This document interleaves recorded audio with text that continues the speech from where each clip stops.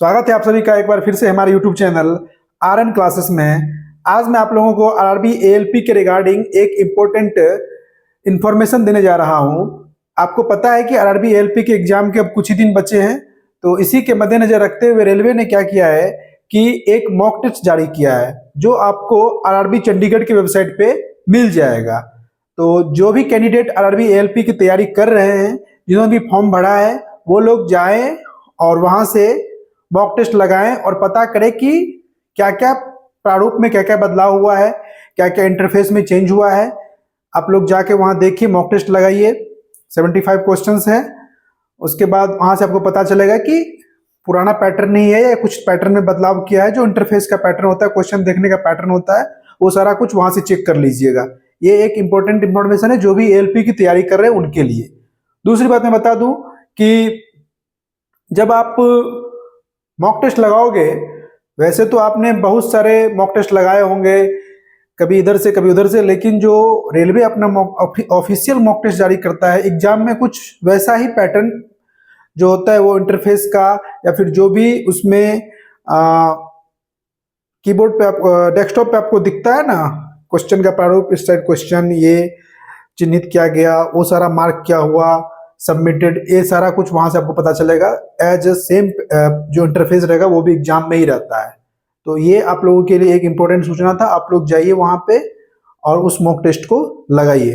आगे मैं बात करने वाला हूं कि आरआरबी एएलपी की जो अब कुछ ही दिन बचे हैं, आप लोग तैयारी कैसे कर रहे हैं इन बचे हुए दिनों में, या फिर जो तैयारी कर लिए हैं उनको रिवीजन भी करना है, वो कैसे रिवीजन करें। सबसे पहली बात मैं बता दूं कि आप लोग जो है सबसे पहले अब डेली मॉक टेस्ट लगाना शुरू कर दीजिए। मॉक टेस्ट डेली लगाइए। उसके बाद क्या कीजिए, अब आप लोग बुक को फॉलो करना बंद कर दीजिए। ऐसा मैं क्यों कह रहा हूं, ये इंपॉर्टेंट इसीलिए है क्योंकि अब आपके पास वो समय नहीं है कि आप किसी भी बुक के किसी भी थ्योरी को पढ़ो और एग्जाम में जाओ। नहीं, अब आप शॉर्ट नोट, रिवीजन नोट, इन सब पे अधिक फोकस कीजिए, क्योंकि अब आपको एग्जाम के नजदीक वही आपको निकाल पाएगा। मैथ रीजनिंग जिनका अच्छा है वो ठीक है, जिनका एवरेज है वो भी ठीक है। बस आप लोग बस मैथ रीजनिंग को रिवीजन करो। कोई भी नया टॉपिक जो छूट गया उसको पढ़ने की कोशिश अब ना करें। That's it. बस रिवीजन कीजिए, जितना पढ़े हो, जो भी टॉपिक पढ़े हो, जो छूट गया वो छूट गया, बस जो पढ़े हो उसका रिवीजन करें। कंटिन्यू रिवीजन करें, रिवीजन करें, रिवीजन करें और लगातार प्रैक्टिस करते रहे। जो साइंस के हैं, साइंस आपको पता है कि ये मेन रोल इसमें आरआरबी एएलपी हो या टेक्नीशियन हो, इसमें ये मेन रोल अदा करने जा रहा है। तो जो साइंस का है उसके लिए करना क्या है आपको, सबसे पहले फिजिक्स का जितना भी छोटा छोटा फार्मूला है हर चैप्टर का, चाहे वो इलेक्ट्रिसिटी हो या ऑप्टिक्स हो, मैग्नेटिज्म का हो, ग्रेविटेशन हो, मैकेनिक्स का जो भी फार्मूला है छोटा छोटा एकदम मोशन का, फोर्स का, वो सारा छोटा छोटा फार्मूला जो भी है सारे को अच्छे से कंप्लीट कर लीजिए, क्योंकि 4 से 5 डायरेक्ट न्यूमेरिकल आने वाला है एग्जाम में। ऐसा मैं इसलिए कह रहा हूं क्योंकि मैं जब प्रीवियस ईयर क्वेश्चन का एनालिसिस कर रहा था एएलपी और टेक्नीशियन का, मैं खुद भी दिया हूँ एग्जाम, इसलिए मुझे भी पता है। उसमें आपको 5 से 6 न्यूमेरिकल, केमिस्ट्री से डायरेक्ट रिएक्शंस पूछ रहा है। तो इसीलिए आप क्या कीजिए, शॉर्ट नोट में जो भी यहाँ भी फॉर्मूला है उसको एकत्रित क्या हुआ, उस सारे फार्मूलों को याद कर लीजिए। फार्मूला के हर एक टर्म का मतलब क्या होता है, जैसे कि एग्जाम में दे आपको तो समझ पाए कि कहाँ पे किसको एडजस्ट करना है, और उसका जो मात्रक है, राशि है, जो सारा कुछ वो देख लीजिए। केमिस्ट्री में जो रिएक्शंस वगैरह है, जैसे केमिस्ट्री में टॉपिक आपका हो जाएगा metal, non metal, acid, base and salt, chemical reactions, ये सारा चीज आप लोग देख लीजिए। इसमें क्या करना है, उसका भी जो आप लोगों ने रिवीजन किया होगा या शॉर्ट नोट लगाया होगा वही से रिवीजन कीजिए। अभी एग्जाम के समय आपका जो रिवीजन का प्रारूप होगा वो सिर्फ और सिर्फ होगा क्वेश्चन लगाना। जितना अधिक हो सके उतना क्वेश्चन लगाइए। तो बाकी करंट अफेयर्स के लिए जो बच्चा करंट अफेयर्स किए हो ठीक है, नहीं किए हो उतना अधिक उसको फोकस मत करो। जीएस पोर्शन में मत जाओ, जिसका जितना है उतना पे रहने दो ना, उसको रिवाइज भी मत करो। मैं तो ये कहता हूं कि उसको रिवाइज भी ना करो जीएस पोर्शन को।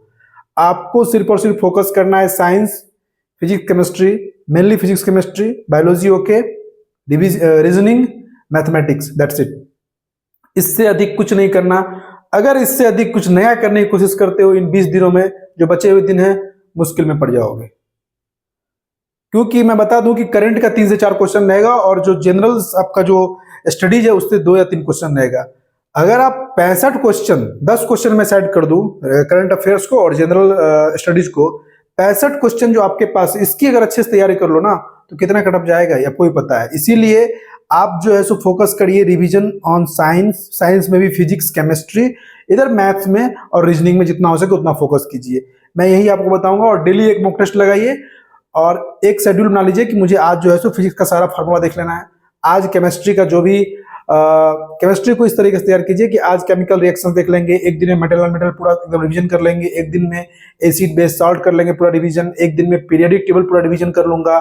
इस तरीके से बांट लीजिए। फिजिक्स में सारा फार्मूला एक दिन रट गए, कुछ थ्योरी पोर्शन होगा उसको एक दिन कर लिए, उसके बाद छोटा छोटा न्यूमेरिकल जो होगा वो प्रीवियस ईयर उसको कर लेंगे, बात खत्म। इतना ही तो है, इसमें है क्या। अगर जाओगे करंट के चक्कर में, जीएस के चक्कर में तो दिक्कत हो जाएगा। इसीलिए मैं बता रहा हूं जो 20-25 दिन बचे हुए उसमें इतना ही कीजिए। और दूसरी बात यह है कि जो अभी एएलपी का जो मॉक टेस्ट दिया गया है रेलवे के द्वारा आरआरबी चंडीगढ़ की वेबसाइट पे, उसको भी आप लोग जाइए, देखिए, लगाइए। हालांकि उसमें क्वेश्चन से आपको कोई मतलब नहीं, बस चेक कीजिए कि क्या प्रारूप है, किस फॉर्मेट में आया है नया कुछ, उससे आपको कुछ आइडिया लगेगा। एग्जाम में भी कुछ वैसा ही पैटर्न रहता है। तो मिलते हैं अगले वीडियो में किसी न किसी टॉपिक के साथ। और चैनल को सब्सक्राइब कर दीजिए, लाइक कर दीजिए और शेयर भी कर दीजिए। Thank you.